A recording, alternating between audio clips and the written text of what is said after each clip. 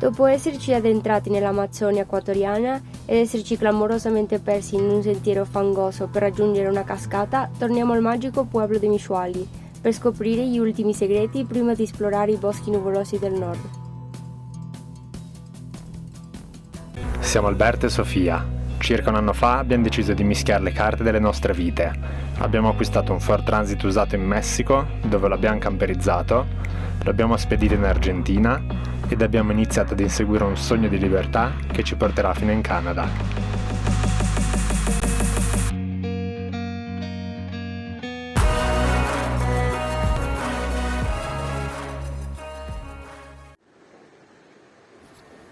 Decidiamo di iniziare questa giornata nuvolosa andando a cercare una ceiba centenaria molto conosciuta tra i locali.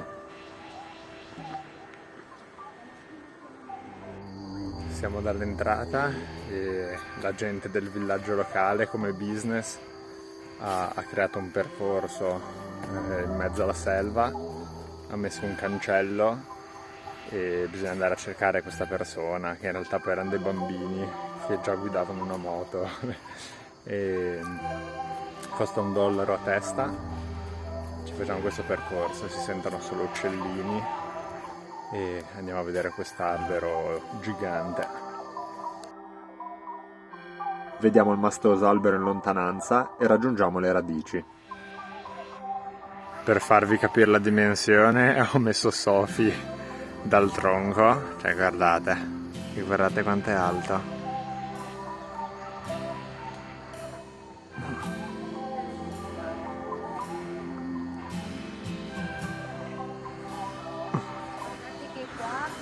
Addirittura è cresciuto un nuovo albero che in paragone sembra piccolissimo, Ma è comunque alto. in realtà è anche abbastanza alto, diciamo.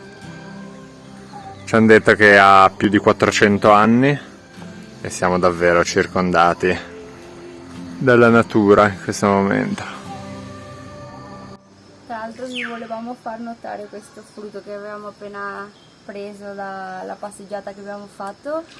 Sono delle banane, un colore un po' inusuale, rosa, e abbiamo mangiato già uno, ma vi facciamo vedere così capite un po'.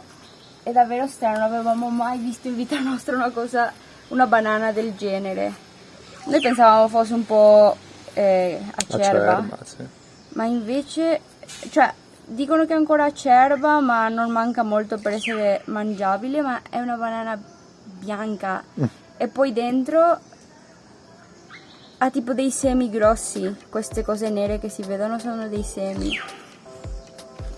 Come gusto non sa proprio tipo come una banana dolce, ma non sa neanche molto diverso da una banana, solo che ha dei semi grossi, ma è buona. Vi faccio vedere un nido. In questa zona se ne trovano veramente tanti così appesi tra gli alberi, ma anche nelle case. Già in paglia, guardate che bella. Qui invece ci sono le termiti che gli indigeni usano per due motivi. Il primo è come cibo perché sono altamente proteici e il secondo è come repellente antizanzare, se lo spalmano bene nel corpo e li tiene al sicuro. È enorme. Salutiamo questo albero gigante. Nel sentiero vediamo anche questa farfalla che per spaventare i predatori pare avere un occhio gigante sulle ali e siamo pronti per la seconda esplorazione della giornata. Ci ha appena lasciato la barca che ci ha attraversato da quella isola là, che è Porto Mishuali, e adesso andiamo a esplorare la comunità di Chiripuno, che è una comunità di indigene Di solo donne. Vediamo se ci accolgono. Vediamo se si può entrare e cosa ci fanno vedere. Seguiamo le poche indicazioni a disposizione ed arriviamo all'entrata della comunità, dove veniamo subito accolti da musica e balli tipici.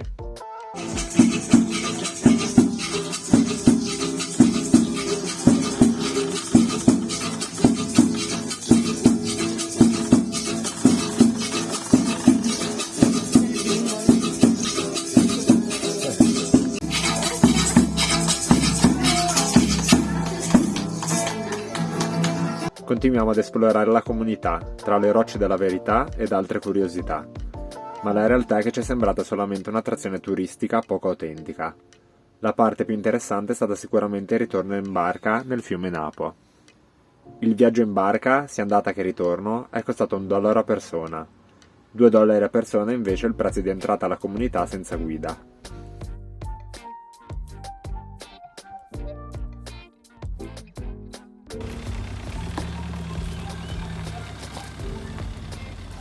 Salutiamo questo posto stupendo, che triste. Ci mancherà un sacco questa tranquillità. Si stava davvero bene in questo parcheggio. Ciao Riva. Salutiamo questo posto fantastico e ci dirigiamo al nord. Nel cammino ci fermiamo nel centro del mondo, il punto zero dell'equatore, e facciamo qualche foto.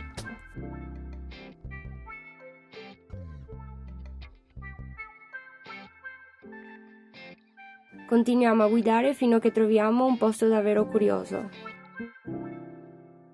Mai visto nulla di simile. Siamo nel posto dei colibrì, incredibile, è pieno di colibrì. Ciao amici!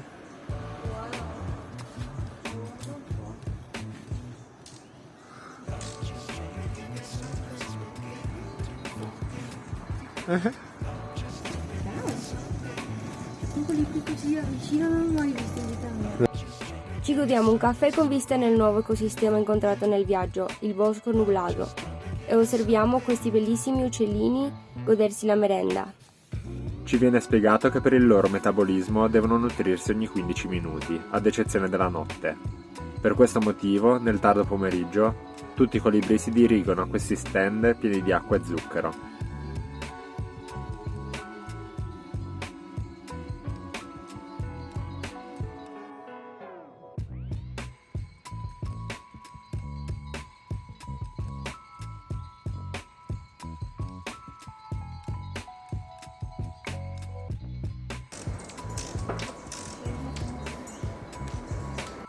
Il proprietario ci lascia dormire in questo bar in mezzo alla natura. La mattina facciamo una bella colazione con vista e facciamo altre foto ai colibrì. La mattina facciamo un sentiero nella natura circostante fino ad arrivare a questa riva.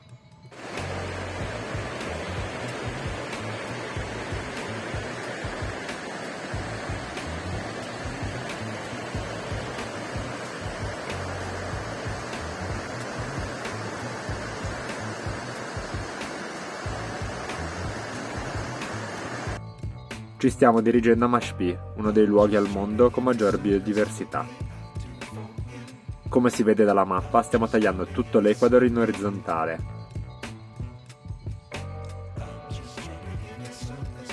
Dapprima arriviamo a un paesino dove facciamo alcune scorte di cibo. Da qui iniziamo il cammino sterrato che ci avvicina alla riserva.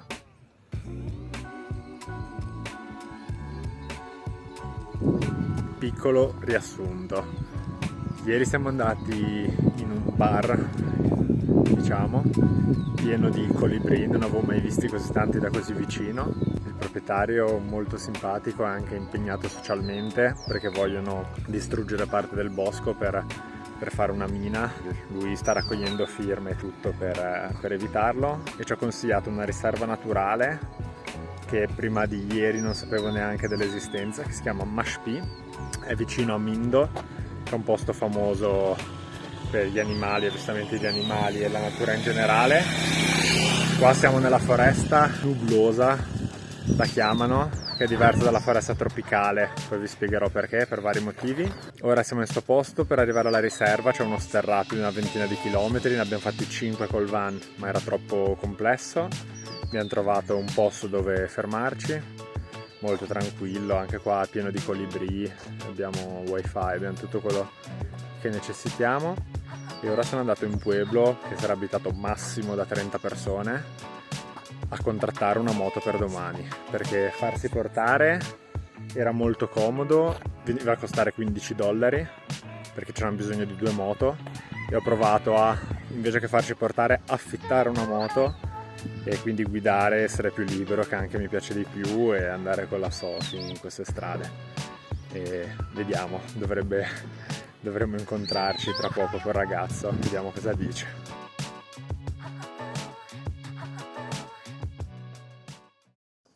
È arrivato il bolide e siamo pronti a esplorare la riserva. Giornata inglese, ma qui è normale e andiamo.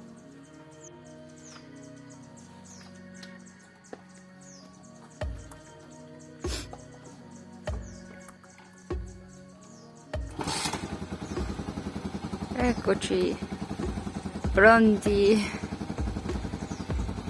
Ciao Van, ci vediamo dopo. Tanto abbiamo coperto tutte le finestre, così non si vede dentro il van, è più sicuro. Di solito lo lasciamo così quando andiamo via.